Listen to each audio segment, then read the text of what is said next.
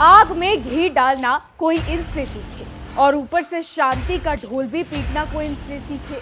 यही तो है बड़ी ताकतों की असली सियासत। दुनिया को नसीहत और खुद चाले शतरंज। यही खेल अब फिर खुलकर सामने आ रहा है। अमेरिका और ईरान के बीच चल रही बातचीत अब ऐसे मोड़ पर पहुंच गई है जहां हर चाल का जवाब चाल से दिया जा रहा है। हालात ऐसे हैं कि ऊपर से बातचीत और अंदर ही अंदर दबाव। नमस्कार, विश्व युद्ध देख रहे हैं आप। मैं हूं आपके साथ इशिका त्यागी।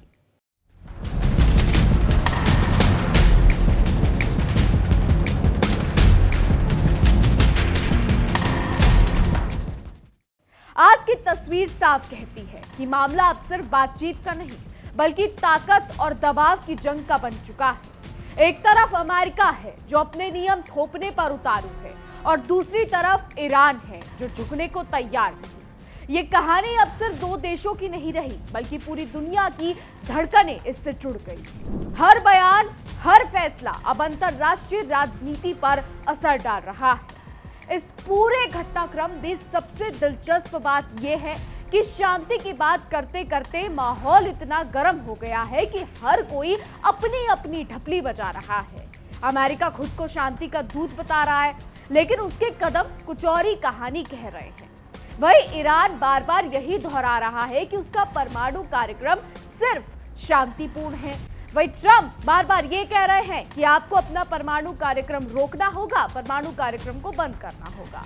लेकिन असल सवाल अभी भी यही है कि क्या ये बातचीत सच में शांति लाएगी या फिर ये सिर्फ एक और राजनीतिक चाल है। क्योंकि जिस तरीके से हालात बन रहे हैं वो कहीं ना कहीं ऊंट के मुंह में जीरा जैसे छोटे समझौते से आगे बढ़कर बड़े टकराव की ओर इशारा कर रहे हैं।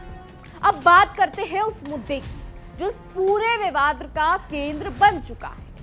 व्हाइट हाउस ने साफ कर दिया है कि किसी भी समझौते के लिए ईरान को अपना समृद्ध यूरेनियम सौंपना होगा। अमेरिका का कहना है कि यही बातचीत की सबसे अहम शर्त है। लेकिन सवाल ये उठता है कि क्या कोई देश इतनी आसानी से अपनी सबसे बड़ी ताकत छोड़ देगा?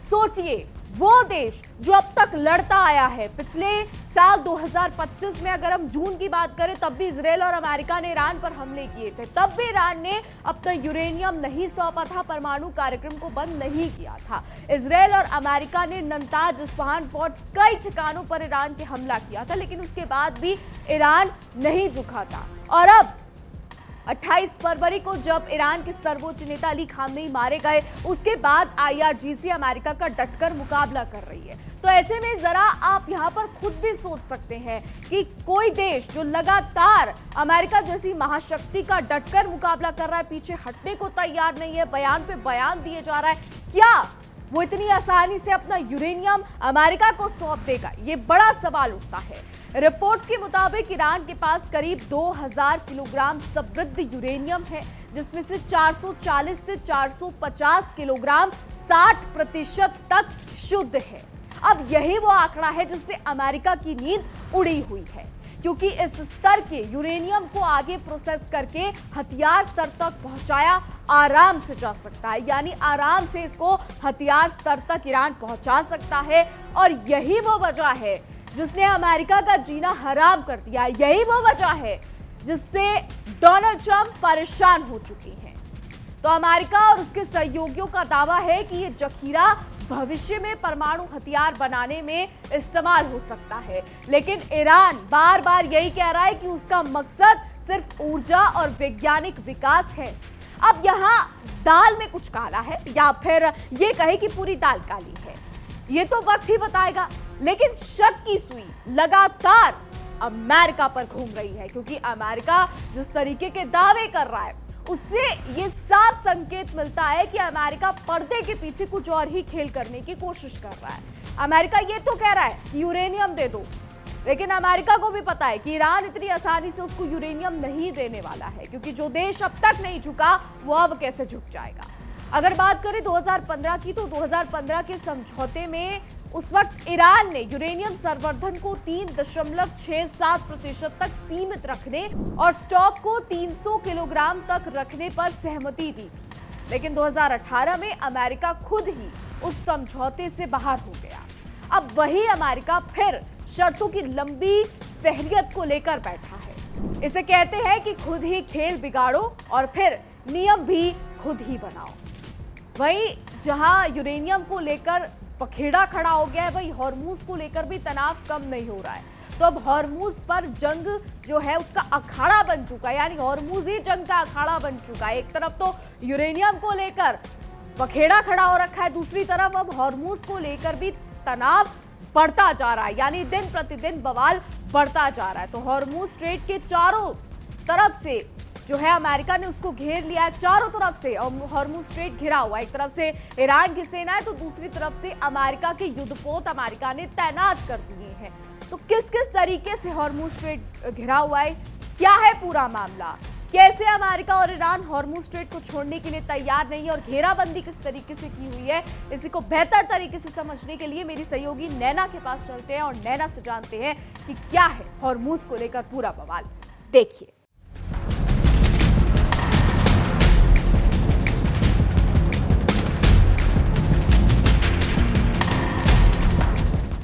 पहले आप इस हिस्से को देखिए, ये जो पूरा हॉर्मुज स्ट्रेट उसके पास में है मुसंदम प्रायद्वीप। हॉर्मुज स्ट्रेट को लेकर दरअसल क्या कहा जाता है, सबसे पहले विवाद ईरान और ओमान का समझिए। हॉर्मुज स्ट्रेट के उत्तर में ईरान है और दक्षिण में है ओमान और यूएई।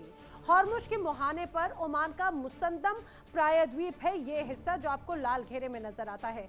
ओमान की जो मुख्य भूमि है उससे ये मुसंदम प्रायद्वीप अलग है। मुसंदम तट से करीब 12 समुद्री मील करीब 22 किलोमीटर तक का ओमान का अधिकार एक तरह से क्षेत्र में है।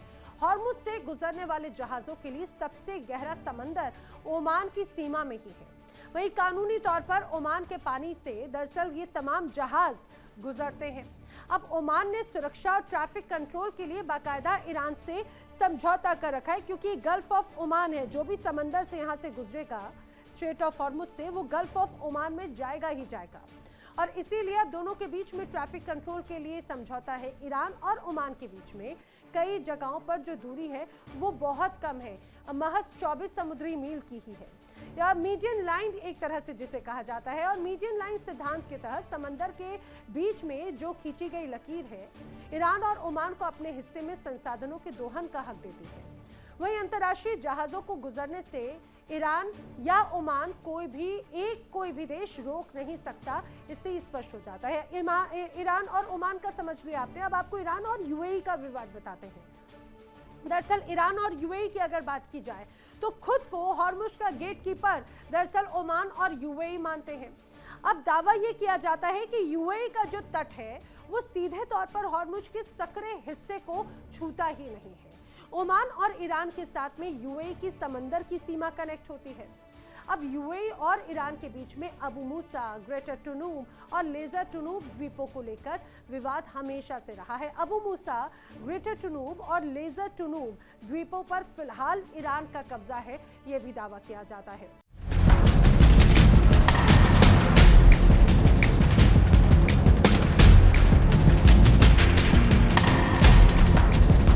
धन्यवाद नैना, और हम उम्मीद करते हैं कि अब आपको बेहतर तरीके से समझ में आया होगा कि किस तरीके से हॉर्मूज को ईरान और अमेरिका ने घेर लिया है, किस तरीके से हॉर्मूज पर तनाव दिन प्रतिदिन बढ़ता जा रहा है। बड़ा बखेड़ा जो है स्ट्रेट ऑफ हॉर्मूज पर दिन प्रतिदिन बढ़ता जा रहा है। और इसी बीच आपको बता दें, अमेरिका के रक्षा तंत्र में अचानक बदलाव ने भी हलचल मचा दी है। जी हां, अमेरिकी नौसेना के सेक्रेटरी जॉन फेलन ने अचानक इस्तीफा दे दिया है। तो ये बड़ी खबर आपको बता दें कि अमेरिका के नौसेना के सेक्रेटरी जॉन फेलन ने अचानक इस्तीफा दे दिया है। बिना वजह के इस्तीफा दिया गया है। तो बिना वजह बताए इस फैसले ने कई सवाल यहां पर खड़े कर दिए हैं, खासकर ऐसे समय में जब हालात पहले से ज्यादा तनावपूर्ण होते जा रहे हैं। ईरान को लेकर अमेरिका घिरता जा रहा है। बता दें, फेलन की जगह अब होंग काओ को कार्यवाहक सेक्रेटरी बनाया गया है। लेकिन इस बदलाव के पीछे क्या वजह है, इस पर पर्दा पड़ा हुआ है। अब ऐसे वक्त में जब हर कदम मायने रखता है, इस तरह की चुप्पी और भी ज्यादा यहां पर संदेह पैदा करती है। दूसरी तरफ अमेरिका ने ईरान के खिलाफ नौसैनिक नाकेबंदी जारी रखी है। एक तरफ सीजफायर की बात और दूसरी तरफ आर्थिक दबाव, यानी एक हाथ से ताली और दूसरे से थप्पड़ का काम अमेरिका यहां पर करता नजर आ रहा है। व्हाइट हाउस का दावा है कि इस नाकेबंदी से ईरान को हर दिन करीब $500 मिलियन का नुकसान हो रहा है। वह ईरान कह रहा है कि कुछ भी कर लो, हमें कोई फर्क नहीं पड़ता। ये ईरान का कहना है। ईरान इस नाकेबंदी को सीजफायर का उल्लंघन भी बता रहा है और इसी वजह से उसने नई बातचीत में शामिल होने से साफ इनकार कर दिया है। इस्लामाबाद में प्रस्तावित अगली वार्ता अब अधर में लटक गई है, यानी मामला अब आगे कुआं और पीछे खाई जैसा हो गया है। पिछली बार तो जैसे तैसे जेडी वेंस पहुंच गए थे, लेकिन इस बार ईरान ने अमेरिका को धूल चटा दी है। ईरान के विदेश मंत्री ने अमेरिका और इजराइल पर सीधा हमला बोला है और खाड़ी क्षेत्र में अस्थिरता के लिए उन्हें जिम्मेदार ठहराया है। उनका कहना है कि दोनों देशों की आक्रामकता ही इस पूरे तनाव की जड़ है। तो ईरान यहां पर साफ कह रहा है कि आप दोनों की वजह से खाड़ी में युद्ध फैला हुआ है, अगर आप दोनों हट जाएंगे युद्ध शांत हो जाएगा। वहीं बात करें अगर टर्की की, तो तुर्की के राष्ट्रपति ने भी चेतावनी दे दी है कि इस युद्ध का असर अब यूरोप तक पहुंच रहा है। अगर जल्द समाधान नहीं निकला तो इसका असर लंबे समय तक वैश्विक स्तर पर महसूस होगा, यानी आग अब धीरे धीरे बाकी देशों में भी फैलती जा रही है। वहीं अमेरिकी राष्ट्रपति डोनाल्ड ट्रंप ने उम्मीद जताई है कि 36 से 72 घंटों में नई बातचीत शुरू हो सकती है। ये डोनाल्ड ट्रंप का पुराना राग है, एक दिन बातचीत की बात, दूसरी तरफ सब कुछ खत्म करने की बात। एक दिन आते कहते हैं सीजफायर होगा, अगले दिन आकर कहते हैं हम तो सब तबाह कर देंगे। बात करें अगर यहाँ पर पाकिस्तान की, तो पाकिस्तान की मध्यस्थता को पॉजिटिव बताया जा रहा है, लेकिन ईरान अभी भी फैसला लेने में हिचकिचा रहा है, क्योंकि ईरान पाकिस्तान को बखूबी जानता है। ईरान जानता है कि पाकिस्तान कितना दोगला है। वहीं हॉर्मुज में तनाव कम नहीं हुआ है। ईरान ने दो जहाजों को जब्त कर लिया है, जिसमें गुजरात जाने वाला कार्गो जहाज भी शामिल बताया जा रहा है। रिपोर्ट्स ये दावा कर रही हैं। अब ये साफ संकेत है कि हालात अभी भी बेहद नाजुक हैं और किसी भी वक्त बिगड़ सकते हैं। तो कुल मिलाकर तस्वीर यही है कि ऊपर से शांति की बातें हो रही हैं, लेकिन जमीन पर हालत अभी भी गर्म है। दोनों देशों के बयान एक दूसरे से मेल नहीं खा रहे हैं और भरोसे की कमी यहां पर साफ नजर आ रही है। अब देखना यह होगा कि क्या ये बातचीत सच में किसी नतीजे तक पहुंचेगी या फिर ये सिर्फ एक और राजनीतिक ड्रामा बनकर रह जाएगी, क्योंकि जिस तरीके से हालात बन रहे हैं वो यही कह रहे हैं कि अभी खेल खत्म नहीं हुआ है, असली चालें तो बाकी। तो मिडिल ईस्ट में जारी तनाव के बीच बड़ी खबरें अक्सर सामने आ रही हैं और इस वक्त डोनाल्ड ट्रंप ने हॉर्मुज स्ट्रेट पर ईरान के खिलाफ नौसैनिक नाकेबंदी में अरब सागर में अमेरिकी जंगी जहाजों और अत्याधुनिक स्टेल्थ फाइटर जेट्स की मौजूदगी ने ईरान के तेल निर्यात और व्यापारिक रास्तों को लगभग जाम कर दिया है। तो डोनाल्ड ट्रंप पूरी कोशिश कर रहे हैं कि ईरान को किसी भी तरीके से झुका दे, लेकिन ट्रंप की सख्ती के बीच एक चौंकाने वाली हकीकत ये सामने आई है और पता चला है कि ईरान को हथियारों की आपूर्ति के लिए रूस ने एक ऐसा खुफिया रास्ता सक्रिय कर दिया है जिस पर ट्रंप की पैनी नजर भी असहनीय साबित हो रही है। जीआर रिपोर्ट्स ये दावा कर रही है कि रास्ता समुद्र या आकाश से नहीं, बल्कि चारों ओर जमीन से घिरे कैस्पियन सागर से होकर गुजरता है। हैरानी की बात तो यह है कि ट्रंप की तमाम घेराबंदी के बीच भी ईरान को लगातार ड्रोन, गोला बारूद और सैन्य उपकरणों की सप्लाई मिल रही है। रिपोर्ट्स के मुताबिक रूस इस सप्लाई के लिए कैस्पियन सागर का इस्तेमाल एक सुरक्षित गलियारे के रूप में कर रहा है। कैस्पियन सागर दुनिया की सबसे बड़ी झील है जो रूस, ईरान, कजाकिस्तान, तुर्कमेनिस्तान और अजरबैजान को आपस में जोड़ती है। इस इलाके में कोई अंतर्राष्ट्रीय जलमार्ग न होने के कारण अमेरिका या इजरायली नौसेना की पहुंच यहां लगभग शून्य है। यही कारण है कि इसे एक लो विजिबिलिटी लॉजिस्टिक्स चैनल के तौर पर इस्तेमाल किया जा रहा है। रूस ने अपने अस्त्रखान बंदरगाह से ईरान के बंदरे अंजली और अमीराबाद बंदरगाह तक एक व्यापक हथियारों का जाल बिछाया है। अनुमान है कि 2026 में रूस और ईरान के बीच कार्गो टर्नओवर दोगुना होकर 1 करोड़ टन तक पहुंच सकता है। इस काम के लिए रूसी शैडो फ्लीट छाया बेड़े का सहारा लिया जा रहा है। ये जहाज अपनी ट्रैकिंग सिग्नल बंद कर डार्क मोड में कैस्पियन सागर के भीतर आवाजाही करते हैं। अक्सर ये जहाज ईरान और रूसी झंडों के साथ चलते हैं, जिससे इनकी पहचान करना नामुमकिन हो जाता है। ये जहाज वोल्गा डॉन कनाल के जरिए काला सागर से भी जुड़े हुए हैं, जो रूस को सीधे ईरान तक सैन्य सामग्री पहुंचाने का सुरक्षित और एकमात्र मार्ग प्रदान करते हैं। तो अब जब रूस ईरान को मिसाइल पहुंचा रहा है, जिस तरीके से कैस्पियन सागर से लेकर रूस ईरान की मदद कर रहा है, तो ईरान की सड़कों पर भी बड़ी बड़ी मिसाइलों का प्रदर्शन देखने को मिला। जी हां, ईरान की सड़कों पर लोग इकट्ठा हुए और लोगों के बीच में से मिसाइलों का प्रदर्शन यहां पर देखने को मिला है। किस तरीके से देखने को मिला है, क्या तस्वीरें सामने आ रही हैं और क्या कुछ हो रहा है, बेहतर तरीके से समझने के लिए मेरी सहयोगी नैना के पास चलते हैं और नैना से जानते हैं क्या है पूरा मामला। देखिए।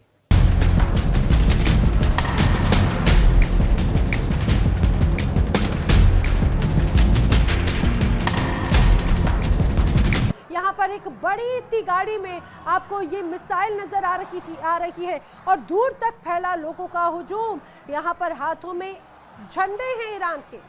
ये तेहरान का रिवॉल्यूशनरी स्क्वायर है, जहाँ पर बाकायदा मिसाइल दिखाई गई है।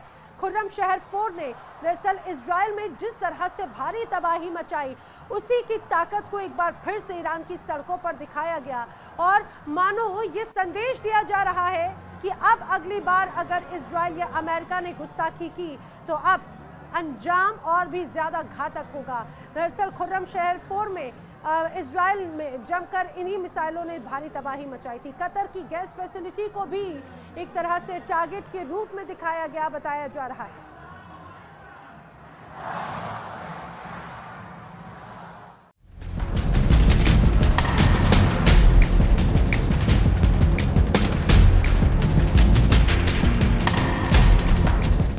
धन्यवाद नैना। तो देखा आपने किस तरीके से ईरान की सड़कों पर मिसाइलों का प्रदर्शन हो रहा है। एक तरफ रिपोर्ट्स ये दावा कर रही हैं कि रूस ईरान को मिसाइल पहुंचा रहा है, जखीरा दे रहा है, और अब ईरान की सड़कों पर मिसाइलों का प्रदर्शन हो रहा है। शायद यही वजह है कि ईरानी सेना यूएस की सेना को पीछे धकेल रही है। यही वजह है कि अब यूएस की सेना लड़खड़ाती नजर आ रही है। रिपोर्ट्स तो ये भी दावा करती हैं कि चीन जो है वो ईरान को बैक चैनल से मदद दे रहा है। रिपोर्ट्स ये भी कहती हैं कि चीन ईरान को एक ऐसा हथियार देने वाला था जिससे अमेरिकी सेना की हालत खराब हो जाती, लेकिन उसी वक्त डोनाल्ड ट्रंप को इस बात की जानकारी लग गई और ट्रंप ने चीन से बात करके नो हथियार पॉलिसी को लेकर बातचीत कर ली, जिसके बाद चीन ने ईरान को हथियार नहीं दिए। लेकिन बात करें अगर रूस की, तो रूस और चीन दोनों बैक चैनल से, बैक फुट से ईरान को मदद कर रहे हैं। हालांकि सामने कोई नहीं आ रहा है, सामने कोई देश नहीं है, लेकिन पीछे से ईरान की मदद यहां पर बखूबी तौर पर की जा रही है, क्योंकि विशेषज्ञ ये मानते हैं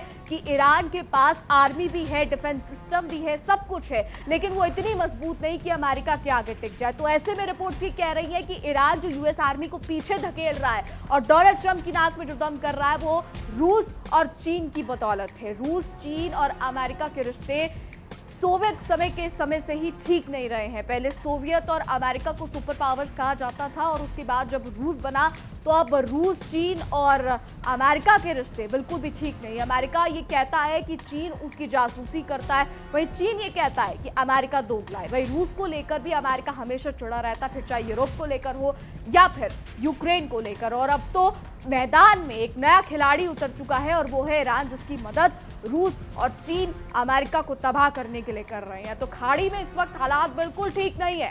आखिर में सवाल सिर्फ इतना नहीं है कि समझौता होगा या नहीं, बल्कि ये है कि कौन किसे मात देगा। दुनिया सांस रोककर इस टकराव को देख रही है, क्योंकि यहाँ हर फैसला दूर तक असर डालने वाला है। अगर समझदारी दिखी तो हालात समझ सकते हैं, लेकिन अगर जिद और दबाव का खेल यूं ही चलता रहा तो ये चिंगारी कभी भी बड़ी आग बन सकती है, और तब सिर्फ दो देश नहीं बल्कि पूरी दुनिया इसकी कीमत चुकाएगी। ये युद्ध खाड़ी तक सीमित नहीं रहेगा, बल्कि पूरी दुनिया को ले डूबेगा, क्योंकि खाड़ी में इस वक्त जो हालात हैं उनसे कई देशों की अर्थव्यवस्था डगमगा गई है, क्योंकि ईरान तेल के जहाजों को नहीं जाने दे रहा और उसके बाद अमेरिका वहां पर घात लगाए बैठा है। तो अब आने वाला समय बताएगा कि खाड़ी में क्या कुछ होता है। फिलहाल हमारी आज की रिपोर्ट में बस इतना ही। क्या कुछ राय है आपकी इस पर, क्या कुछ सोचते हैं, क्या लगता है आपको कि क्या कुछ होगा, कमेंट्स के जरिए जरूर बताइएगा। और ऐसी देश और दुनिया की तमाम बड़ी खबरें जानने के लिए देखते रहिए इंडिया डेली, और युद्ध से जुड़ी तमाम अपडेट्स जानने के लिए देखते रहिए हमारा खास शो विश्व युद्ध। देखिए इंडिया डेली 24/7 अब आपकी स्मार्ट टीवी पर। इंडिया डेली मौजूद है सभी डिजिटल प्लेटफॉर्म पर लाइव और लगातार। इंडिया डेली 24/7, हर दिन राष्ट्र को समर्पित।